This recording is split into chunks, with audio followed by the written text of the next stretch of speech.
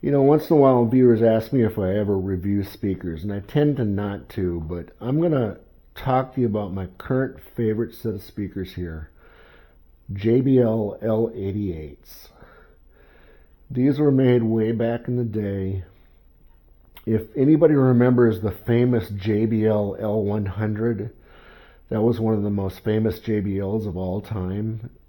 This is its little brother. This is a two-way version of it. It basically has the same tweeter and the same woofer, but it lacks the mid-range.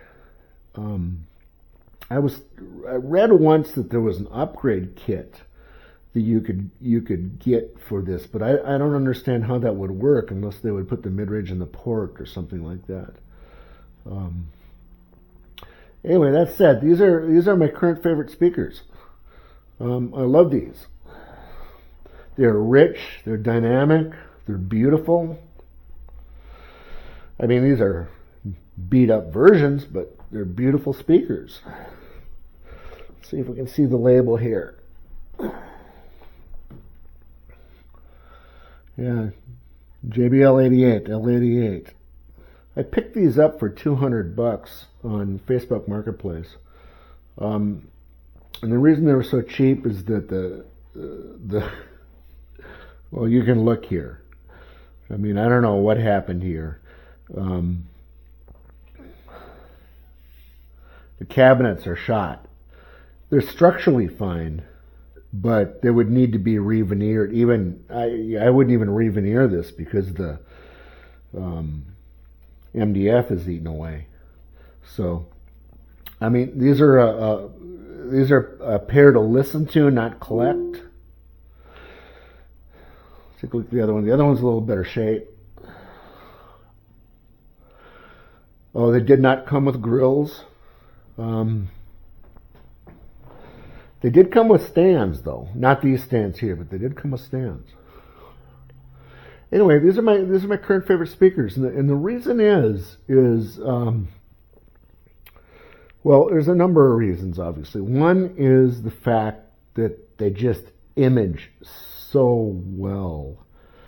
When I have them set up here in a near field position, you get a truly three-dimensional soundstage, and it really is beautiful. I mean, they are as good as imaging speaker as I've heard.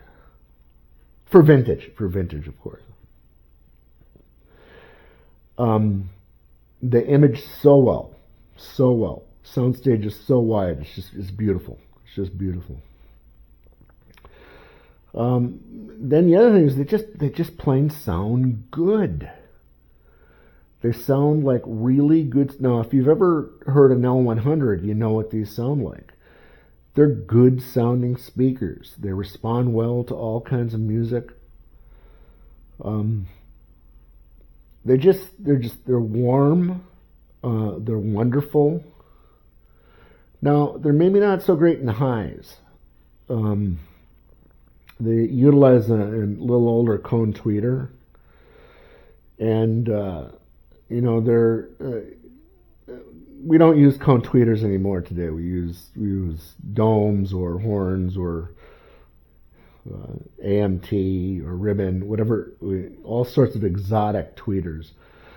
So a simple cone tweeter probably doesn't produce the highs that something else would. But that, you know, that's okay. Us older folks from age 50 and on, we don't hear the highs as much anyway because our hearing threshold has got down. I saw a paper once that said by the time you hit age 50, the odds are pretty low that you're going to be able to hear above 12K.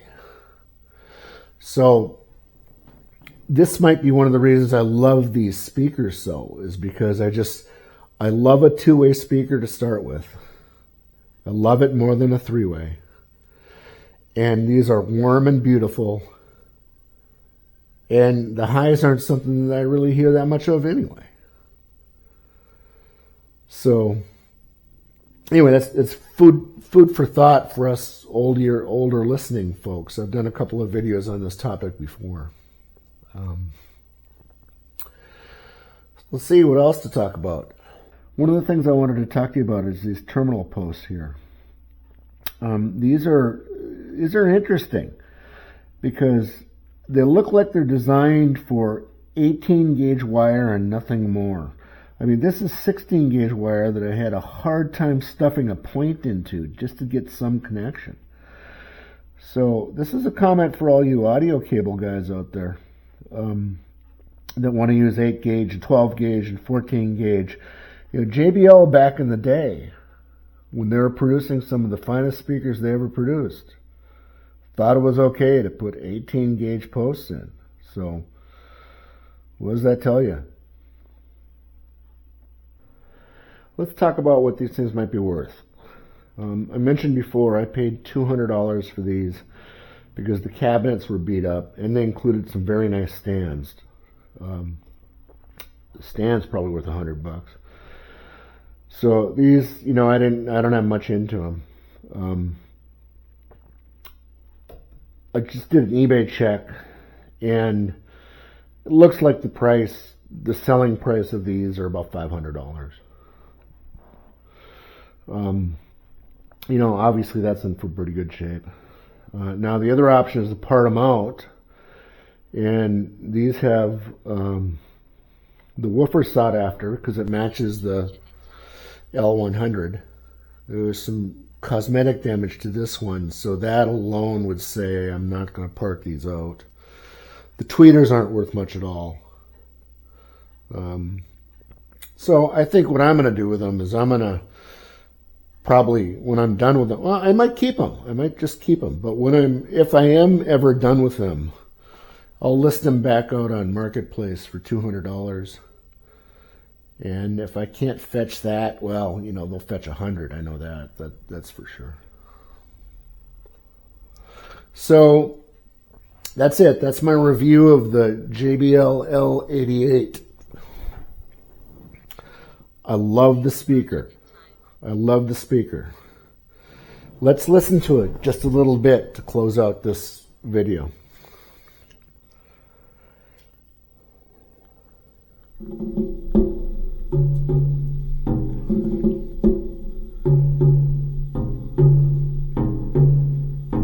Imaging is perfect.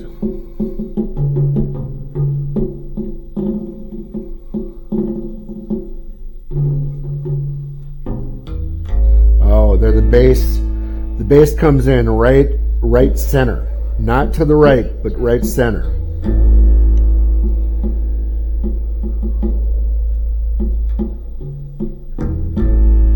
Beautiful.